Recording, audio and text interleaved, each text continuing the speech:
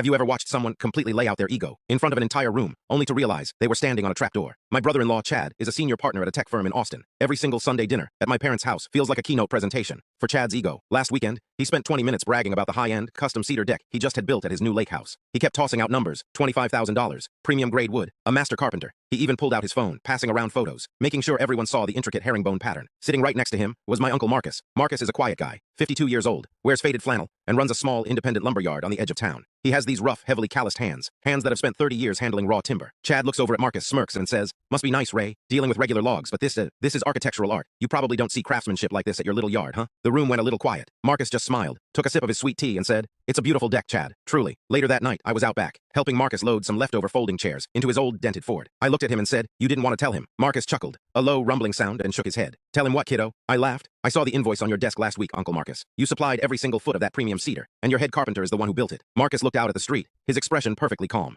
"Chad wanted the best," he said quietly, "and I gave him the best. He paid full price, on time." I asked, "But doesn't it bother you? He was literally talking down to you, about your own work." Marcus threw his arm around my shoulder, and looked back toward the house. "Listen to me," he said. "Some people need the whole world to think they are important. Some people just like to build things that last. He bought a deck, but I own the yard. Let him have his moment. That's the real difference, I guess, between someone who buys status and someone who creates it."